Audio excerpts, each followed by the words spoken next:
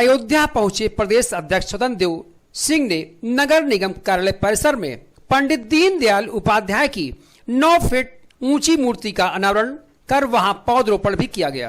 प्रदेश अध्यक्ष स्वतंत्र देव सिंह ने कहा, पंडित दीनदयाल उपाध्याय के जन्म दिवस पर पूरे प्रदेश के सभी बूथों पर कार्यक्रम आयोजित किए जा रहे हैं, जिसमें पंडित दीनदयाल उपाध्याय को पुष्पांजलि अर्पित कर केंद्र एवं राज्य सरकार की योजनाओं पर चर्चा की जाएगी। साथ ही साथ पंडित जी के बारे में भी चर्चा की जाएगी। भाजपा प्रदेश अध्यक्ष स्वतंत्र देव सिंह ने कहा, 26 सितंबर से 2 अक्टूबर तक सरकार की योजनाओं को कार्यकर्ता घर घर तक पहुंचाने का कार्य करेंगे। देश में मोदी व प्रदेश में योगी के नेतृत्व में गरीबों का कल्याण हो रहा है, गरीबों का हो रहा है विकास। पूरे प्रदेश के अंदर पंडित दीनदयाल उपाध्याय की जयंती मनाई जा रही है। पन्ना प्रमुख व बूथ समिति जयंती मना रही है। वहीं कहा, प्रदेश के 1,63,000 बूथों पर पंडित दीनदयाल उपाध्याय की जयंती मनाई जा रही है। नगर निगम में भव्य कार्यक्रम के लिए स्वतंत्र देव सिंह ने संगठन व नगर निगम को बधाई दी। पंडित दीनदयाल उपाध्याय के सपनों को साकार करने की कोशिश हो रही है, जो उनकी सोच मानववाद, दर्शन व अंत्योदय थी। पंडित दीनदयाल उपाध्याय के बताए गए मार्ग पर भाजपा के कार्यकर्ता, सरकार, संगठन सब चल रहे हैं। इस अवसर पर महापौर ऋषिकेश उपाध्याय, सांसद लल्लू सिंह, भाजपा जिलाध्यक्ष संजीव सिंह, पूर्व जिलाध्यक्ष अवधेश पांडे बादल, महानगर अध्यक्ष अभिषेक मिश्रा के साथ तमाम लोग मौजूद रहे।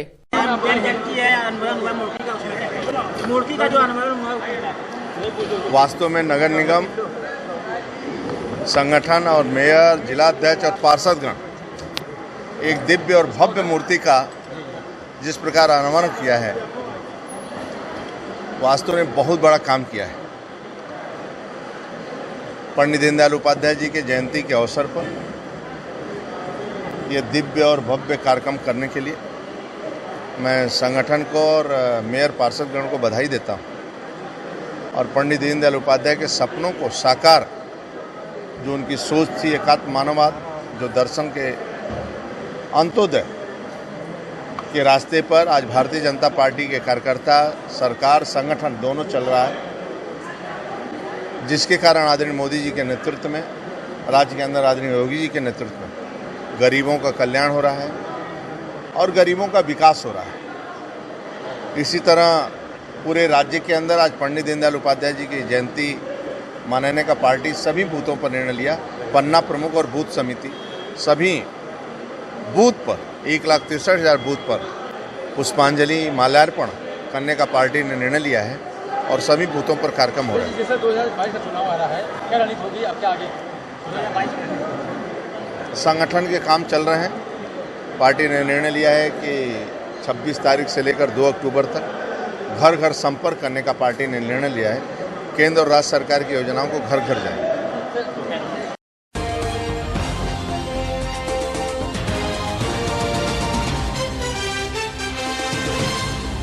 अयोध्या जनपद के सिविल लाइन स्थित प्रेस क्लब के सभागार में हिंदू समाज पार्टी के कार्यकर्ता सम्मेलन का आयोजन किया गया। कार्यक्रम की अध्यक्षता उमेश पांडे जिलाध्यक्ष एवं कार्यक्रम का संचालन राजकुमारी उपाध्याय ने किया।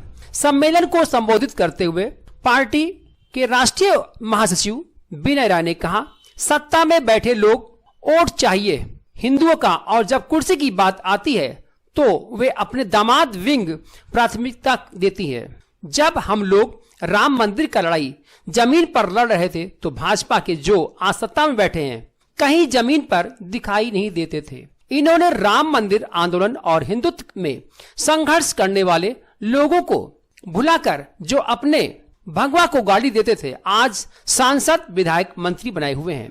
अब देश के लोग इन रंगे हुए सियारों को पहचान गई है। मैं देश के सभी लोगों से निवेदन करता हूं कि इन रंगे हुए सियारों का सामाजिक बहिष्कार करें। इसी कड़ी में राष्ट्रीय मुख्य प्रवक्ता वाल्मीकि कुमार ने कहा, हम उत्तर प्रदेश के विधानसभा चुनाव में सभी सीटों पर मजबूत प्रत्याशी उतारेंगे और पार्टी के संस्थापक अमर बलिदानी कमलेश तिवारी के हिंदू राष्ट्र के विचारधारा को यूपी के घर घर में ले जाएंगे और पार्टी का जनाधार तैयार करेंगे। हमारा लक्ष्य है कि हर सनातन परिवार के एक सदस्य को पार्टी का सदस्य बनाने का है और पार्टी हिंदुत्व के लिए संघर्ष करने वाले जमीनी कार्यकर्ताओं को टिकट देगी। साथ ही महिलाओं को 50% टिकट देगी।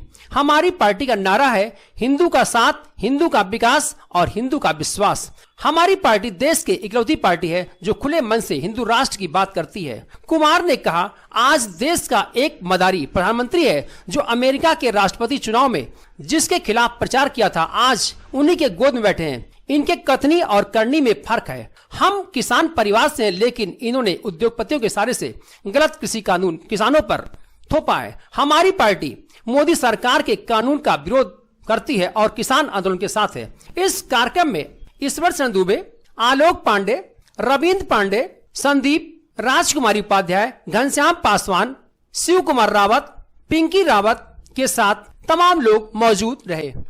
एकमात्र है, हमारी पार्टी का एक विचारधारा है। हमारे पूर्व राष्ट्रीय अध्यक्ष अमर बलिदानी कमलेश तिवारी का एक विचारधारा था कि भारत संवैधानिक रूप से हिंदू राष्ट्र हो, और हम भारत को संवैधानिक रूप से हिंदू राष्ट्र बनाने के लिए उत्तर प्रदेश के आगामी कुछ महीनों में उत्तर प्रदेश के गांव-गांव का दौरा करेंगे और सभी लोगों को अपने पार्टी के विचारधारा से अवगत करवाएंगे।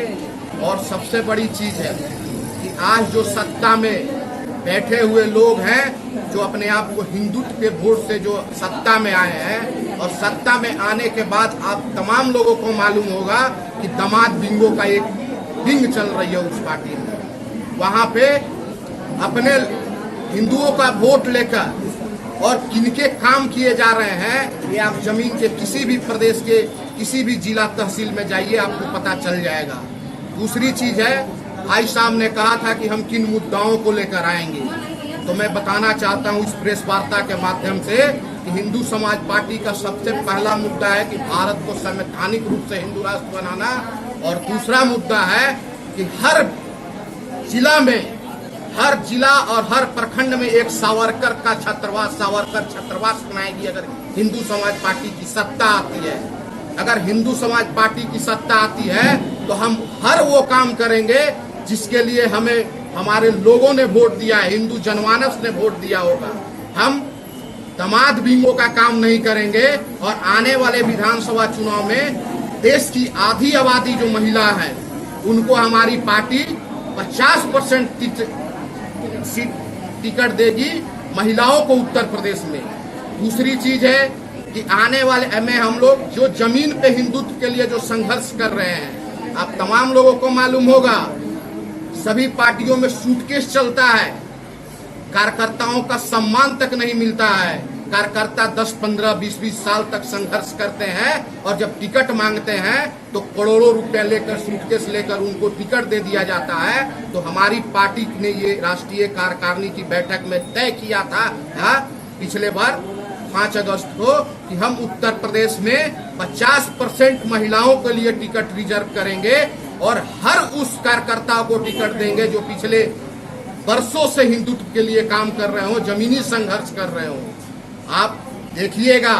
और दूसरी चीज, हम उत्तर प्रदेश को महिला मुख्यमंत्री के रूप में अमर बलिदानी कमलेश तिवारी की पत्नी को प्रमोट करेंगे, क्योंकि सभी लोग महिलाओं की बात करते हैं और जब कुर्सी की बात आती है तो वो लोग हट कर खड़े हो जाते हैं। और कुछ सवाल करना है तो औरंगाबाद का यहाँ का जिला अध्यक्ष उमेश पांडे जी हैं, हमने उनसे लिस्ट मांगा है कि आप नॉमिनेशन का जो हम लोगों का फॉर्म है वो भरवा लीजिए।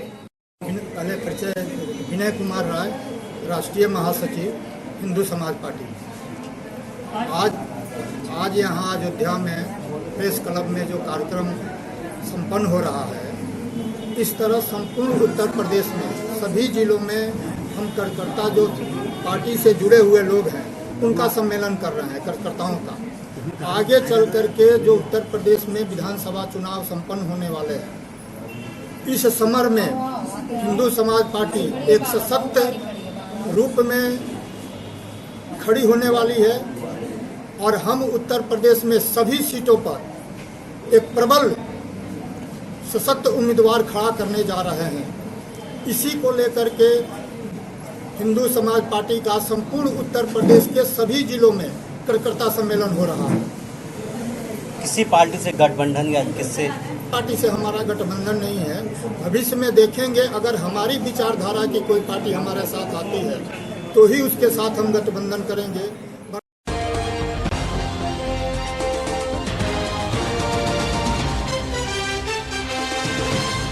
उत्कृष्ट सेवा मेडल से सम्मानित अर्जुन लक्ष्मण खेल रत्न और सौर श्री पुरस्कार विजेता अंतर्राष्ट्रीय शूटर लेफ्टिनेंट सत्येंद्र कुमार कुडलिया के आगमन पर नागा क्षेत्र में डॉक्टर राम मनोहर लोहिया अवध विश्वविद्यालय के सामने स्थित संजीवनी हॉस्पिटल में आयोजित हुए सम्मान समारोह के दौरान अंतर्राष्ट्रीय शूटर का जोरदार सम्मान और कार्यक्रम का आयोजन संजीवनी हॉस्पिटल के संस्थापक डॉक्टर महेंद्र सिंह विष्णु द्वारा किया गया।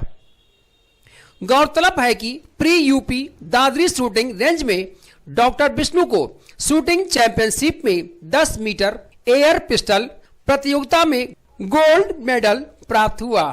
यहां आयोजित हुए कार्यक्रम के दौरान अंतर्राष्ट्रीय शूटर सेवानिवृत्त लेफ्टिनेंट सत्येंद्र कुमार का स्वागत किया गया।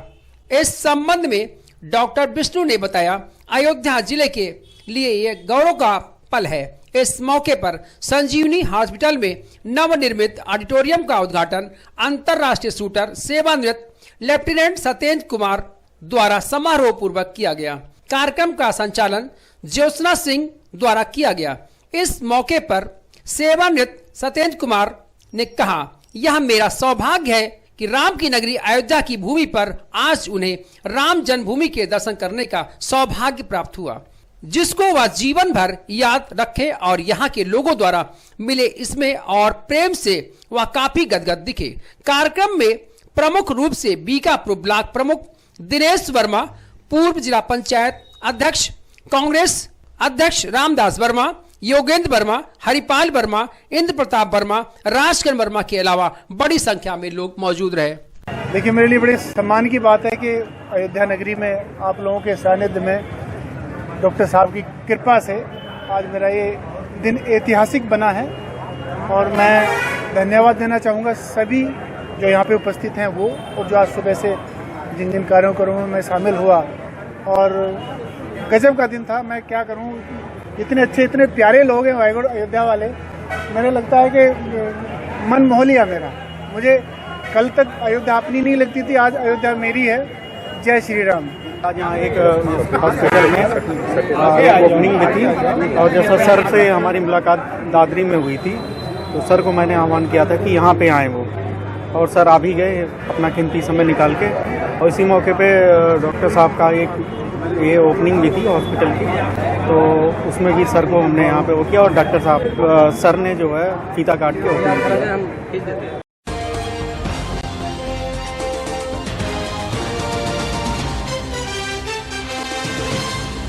शहर के बेनीगंज क्षेत्र में स्थित राजकीय औद्योगिक प्रशिक्षण संस्थान में आजादी की 75वीं वर्षगांठ के उपलक्ष्य में आयोजित आजादी के अमृत महोत्सव कार्यक्रम का शुभारंभ वाणिज्य सप्ताह के रूप में स्थानीय विधायक वेद प्रकाश गुप्ता ने शनिवार को समारोह पूर्वक फीता काट कर किया। इस संबंध में उपायुक्त जिला उद्योग प्रोत्साहन तथा उद्यमिता विकास केंद्र अयोध्या आशुतोष सिंह ने कहा, आजादी की 75वीं वर्षगांठ के उपलक्ष्य में आजादी के अमृत महोत्सव का भव्य आयोजन वाणिज्य सप्ताह के रूप में राजकीय औद्योगिक प्रशिक्षण संस्थान बेनीगंज में किया जा रहा है, जिसका उद्घाटन नगर विधायक द्वारा कराया गया। उद्घाटन अवसर पर नगर विधायक ने यहां छात्र छात्राओं द्वारा लगाए गए स्टॉलों का भी अवलोकन किया और छात्रों के उत्साहवर्धन के लिए उन्हें पूरा मन लगाकर अपनी पढ़ाई करने की नसीहत देते हुए उनके उज्जवल भविष्य की कामना की। इस अवसर पर तकनीकी सत्र के दौरान अयोध्या जिले के प्रमुख उद्यमियों को समारोह पूर्वक स्मृति चिन्ह और प्रशस्ति पत्र देकर सम्मानित भी किया।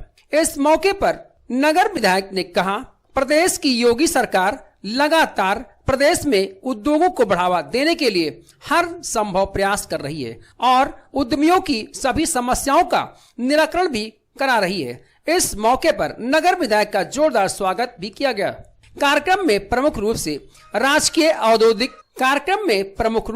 राजकीय औद्योगिक प्रशिक्षण संस्थान के प्रधानाचार्य के लाल, जिला उद्यान अधिकारी वीपी सिंह, जिला ग्रामोद्योग अधिकारी अशोक वर्मा, डीसीएम नाबार्ड कमलेश यादव के अलावा उद्यमियों में प्रमुख रूप से एसबी सिंह, सुमित जायसवाल, अजय सिंघल, धीरज राजपाल, शंकर लाल जायसवाल, अंकित अग्रवाल के अलावा बड़ी संख्या में लोग मौजूद रहे। पंडित दीनदयाल उपाध्याय की जयंती भी है और आज पूरे प्रदेश में हर ब्लॉक पर रोजगार मेला और जो योजना है उन लाभार्थियों को आवास, आयुष्मान कार्ड, उज्ज्वला योजना में गैस सिलेंडर, इस सब का वितरण कर रहे हैं। मैं पूरा ब्लॉक में अभी करके आ रहा हूँ उसको।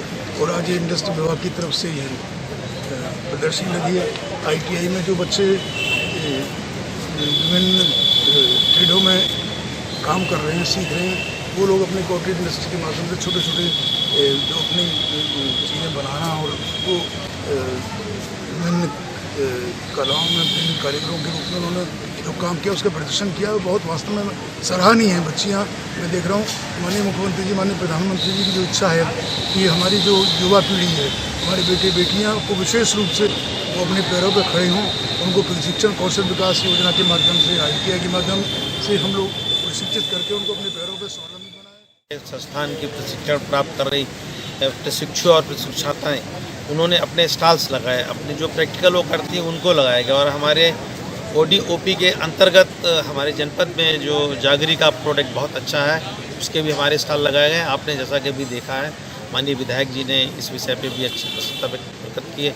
और प्रदेश के मुख्यमंत्री जी की जो जिज्ञासा है, मेन भावना है प्रधानमंत्री जी की, उनके अनुकूल ये प्रक्रियाएँ हमारे यहाँ पे लगातार चल रही हैं और प्रयासरत हैं। अपना नाम पर सर। KK लाल, प्रिंसिपल ITI अयोध्या। आज़ादी के 75 वर्ष होने के उपलक्ष्य में पूरे प्रदेश में जो है ये वाणिज्य उत्सव का कार्यक्रम मनाया जा रहा है, जिसके अंतर्गत हम लोग एक्सपोर्ट कॉन्क्लेव का आयोजन कर रहे हैं। तो उसी क्रम में आज राजकीय औद्योगिक प्रशिक्षण संस्थान बेनीगंज अयोध्या में उसी के क्रम में एक कार्यक्रम हमने आयोजन किया है, जिसमें मुख्य अतिथि के तौर पर माननीय विधायक सदर श्री वेद प्रकाश गुप्ता जी आए। उन्होंने हमारे स्टॉल और कार्यक्रम का जो है शुभारम्भ किया। बेसिकली ये कार्यक्रम ये है कि जो जनपद के हमारे एक्सपोर्टर्स हैं, उद्यमी हैं, किस तरीके से उन्होंने कोविड में और बाकी साल 2 साल में जिस तरीके की चीज़ें नहीं हैं, संकट रहे हैं, उस तरीके से जिस तरीके से उन्होंने सहयोग किया है देश की अर्थव्यवस्था को आगे ले जाने में, उनको सम्मानित किया जाए, उनको पुरस्कृत किया जाए उनके योगदानों के लिए। और जनपद में किस तरीके से एक्सपोर्ट यानी कि निर्यात को बढ़ावा दिया जाए, उससे संबंधित योजनाओं के विषय में और जो नई नई सरकारी योजनाएं, स्कीमें हैं, उनके विषय में उद्यमियों को अवगत कराया जाए, ताकि पूरे देश और प्रदेश के साथ साथ अयोध्या भी उसी क्रम में आगे बढ़े। तो बेसिकली हमारा आज का कार्यक्रम जिले के निर्यात को बढ़ाने के लिए सर।